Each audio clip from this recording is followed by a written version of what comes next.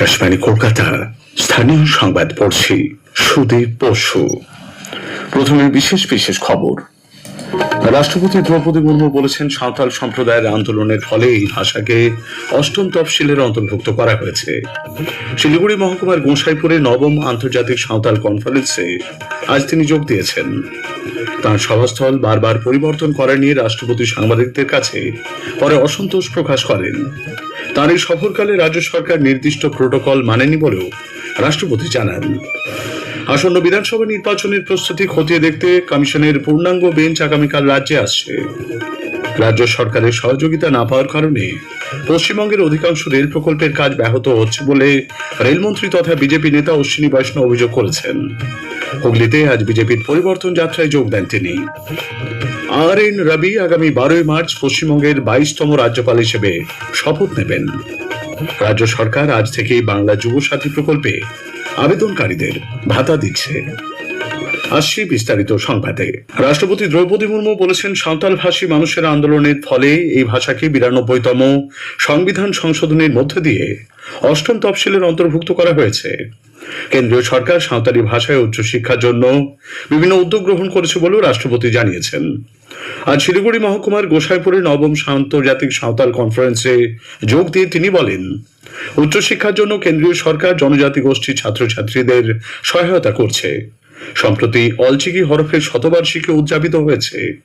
রাষ্ট্রপতি বলেন, দেশের স্বাধীনতা আন্দোলনে জনজাতি গোষ্ঠীর অবদান কম ছিল না। यहाँ के लोग बहुत इंटेलिजेंस है, बहुत ही सुलझे हुए लोग हैं, लेकिन उनके मन में क्या आया मुझे पता नहीं कि वहाँ कर दिए। जहाँ यहाँ जो फील्ड में देख रहे हैं, ये इंटरनेशनल संथाल काउंसिल का ये सम्मेलन है, मुझे लगता नहीं कोई चाहते नहीं कि संथाल एकजुट हो, कोई चाहते नहीं संथाल आगे बढ़े, कोई चाहते नहीं कि संथाल शिक्षित हो, कोई चाहते नहीं कि संथाल मजबूत हो। लेकिन मैं जानती हूँ संथाल ये देश के लिए अपनी जिंदगी को निछावर किए। सिद्धू कानू, चांद भैरो, फूलो छानो और भी बहुत सारे जिन लोगों का नाम इतिहास में नहीं है। इतिहास में उनका नाम होता तो इसका इतिहास के किताबें वो संथालों के नाम पे ही पूरा भर जाता, लेकिन जानबूझ के उनके नाम नहीं दिया गया। এদিন বাগডোগরা বিমানবন্দরে শ্রীমতী মুর্মুকে স্বাগত জানান কেন্দ্রীয় আদিবাসী বিষয়ক দপ্তরের প্রতিমন্ত্রী দুর্গা দাস উইকে। নবম আদিবাসী কনফারেন্সে দেশ বিদেশের আদিবাসী সম্প্রদায়ের 1200 প্রতিনিধি ছাড়াও অসংখ্য মানুষ অংশ নিয়েছেন। এদিকে অনুষ্ঠানে জায়গা পরিবর্তন নিয়ে অসন্তোষ ব্যক্ত করেছেন রাষ্ট্রপতি মুর্মু। সভাস্থল ছেড়ে বেরিয়ে আগে যেখানে সভা করার কথা ছিল রাষ্ট্রপতি সেখানে যান। গোটা এলাকা ঘুরে দেখেন তিনি। পর্যাপ্ত স্থান থাকা সত্ত্বেও রাজ্য সরকার তার সভাস্থল কেন পরিবর্তন করলো সেই প্রশ্ন তুলেছেন রাষ্ট্রপতি। यहाँ के लोग बहुत इंटेलिजेंस है, बहुत ही सुलझे हुए लोग हैं, लेकिन उनके मन में क्या आया मुझे पता नहीं कि वहाँ कर दिए जहाँ संथाल लोग जा ना पाए।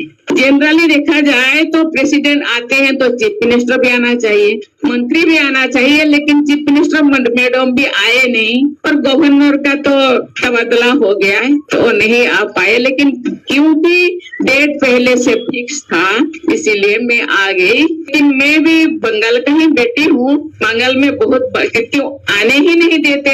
ममता दीदी मेरे बहन भी है, छोटे बहन है, पता नहीं मुझे कोई गुस्सा किए होंगे इसीलिए वहाँ जाके प्रोग्राम करा। कोई बात नहीं, कोई गिला नहीं, कोई शिकवा नहीं, लेकिन वो भी आवाज रहे, आप लोग ठीक रहे। তৃণমূল কংগ্রেস সরকারের ভূমিকায় রাজ্যের মানুষ লজ্জিত বলে বিজেপি মন্তব্য করেছে। দলের প্রধান মুখপাত্র দেবজিৎ সরকার আকাশবাণীকে বলেন, তৃণমূল কংগ্রেস আদিবাসী ও উপজাতি বিরোধী।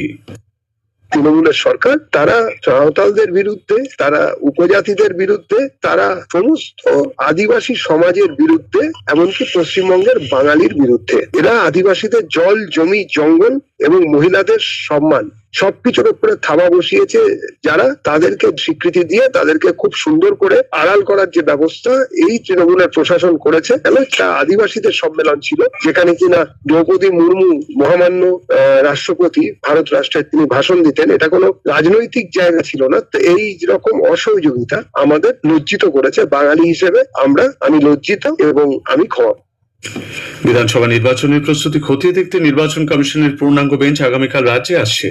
মুখ্য নির্বাচন কমিশনার জ্ঞানেশ কুমারের নেতৃত্বে পূর্ণাঙ্গ বেঞ্চ রাতে কলকাতা বিমানবন্দরে পৌঁছবেন। সোমবার 9 তারিখ তারা রাজ্যের স্বীকৃত রাজনৈতিক দলগুলির সঙ্গে বৈঠক করবেন। ওই দিন সকাল 10টা থেকে 12টা পর্যন্ত প্রতিটি রাজনৈতিক দলের জন্য 15 মিনিট করে সময় বরাদ্দ করা হয়েছে। কমিশনের প্রতিনিধিরা আইন বলবৎকারী সংস্থাগুলির নোডাল অফিসারদের সঙ্গে বৈঠক করবেন। পাশাপাশি আইন শৃঙ্খলা পরিস্থিতি, কেন্দ্রীয় বাহিনী মোতায়েন, সংকটপ্রবণ বুথ চিহ্নিত করা সহ বিভিন্ন বিষয়ে কথা বলবেন IG, DIG, police commissioner, police super ও জেলা নির্বাচনী আধিকারিকদের সঙ্গে। আগামীকালই দিল্লি থেকে কলকাতায় পৌঁছবেন senior deputy election commissioner Gyanesh ভারতীর নেতৃত্বে একটি প্রতিনিধি দলও। আসন্ন বিধানসভা নির্বাচনে রাজ্যে মোট 80,719টি বুথে ভোট গ্রহণ হতে চলেছে বলে নির্বাচন কমিশন জানিয়েছে। বিশেষ নিবিড় সংশোধনী বা এসআইআর প্রক্রিয়া শুরু হওয়ার সময় রাজ্যে বুথের সংখ্যা ছিল 80,681টি। পরবর্তীকালে এর সঙ্গে আরো 38টি বুথ যুক্ত হয়েছে। কমিশন সূত্রে খবর, এই নতুন বুথগুলির বেশিরভাগই বহুতল আবাসন বা হাই রাইজ বিল্ডিং এ তৈরি করা হয়েছে। রাজ্য সরকারের সহযোগিতা না পাওয়ার কারণে পশ্চিমবঙ্গে অধিকাংশ রেল প্রকল্প ব্যাহত হচ্ছে বলে রেলমন্ত্রী তথা বিজেপি নেতা অশ্বিনী বৈষ্ণব অভিযোগ করেছেন। রেলমন্ত্রী জানান, পশ্চিমবঙ্গের রেল প্রকল্পের জন্য প্রয়োজনীয় জমির মাত্র 27% অধিগ্রহণ করা হয়েছে। पश्चिम बंगाल में 101 स्टेशन का नवनिर्माण हो रहा है। मेन चीज है कि जो राज्य सरकार की तरफ से कोऑपरेशन मिलना चाहिए, जैसे नंदीग्राम से देश प्राण की लाइन है। नंदीग्राम से देश प्राण की लाइन बहुत इंपॉर्टेंट लाइन है, लेकिन इसके लिए भी सपोर्ट नहीं मिलता है। जैसे तारकेश्वर से विष्णुपुर की लाइन है, बहुत इंपॉर्टेंट लाइन है, लेकिन लैंड एक्विजिशन का सपोर्ट नहीं मिलता है। ऐसे करीब 10 से अधिक प्रोजेक्ट ऐसे हैं जहाँ पे राज्य सरकार का सपोर्ट मिले तो काम आगे बढ़ सके। হুগলি শ্রীরামপুর এবং ভদ্রেশ্বর অ্যাঙ্গাস জুট মিল ময়দানে তিনি সভায় যোগ দেন। স্থানীয় সংবাদ শুনছেন আকাশবাণী কলকাতা কেন্দ্র থেকে। এখন বিজ্ঞাপন। পশ্চিমবঙ্গের 22তম রাজ্যপাল হিসেবে আগামী 12 মার্চ শপথ নেবেন আর.এন. রবি। সেজন্য আগামী 11 মার্চ রাজ্যে আসছেন তিনি। নবান্ন সূত্রে এই তথ্য জানা গেছে।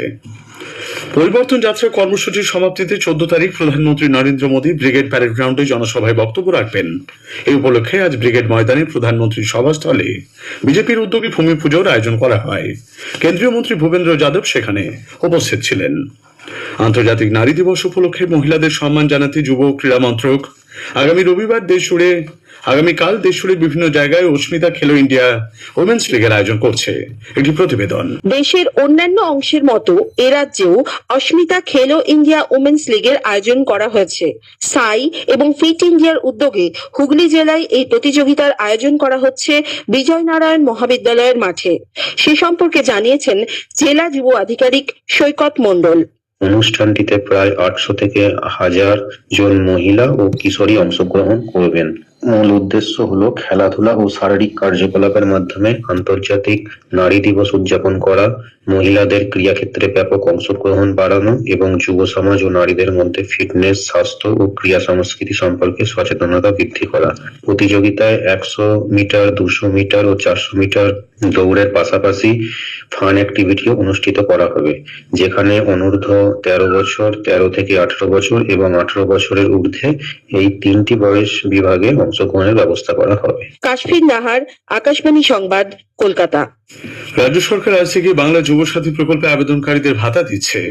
এসআইআর এর প্রতিবাদে কলকাতায় ধর্মতলা মেট্রো চ্যানেলে ধর্ণা অবস্থানের দ্বিতীয় দিনে তৃণমূল কংগ্রেস প্রধান মুখ্যমন্ত্রী মমতা ব্যানার্জি শনিবার সকলেই মঞ্চ থেকে জানান, এই প্রকল্পে এদিন থেকেই আবেদনকারীদের ব্যাংক অ্যাকাউন্টে টাকা দেওয়ার কাজ শুরু হচ্ছে। ওড়িশার উপর অবস্থিত একটি ঘূর্ণাবর্ত এবং বঙ্গোপসাগর থেকে প্রচুর পরিমাণে জলীয় বাষ্প স্থলভাগে প্রবেশ করায় সারা রাজ্যেই বৃষ্টির অনুকূল পরিবেশ তৈরি হয়েছে।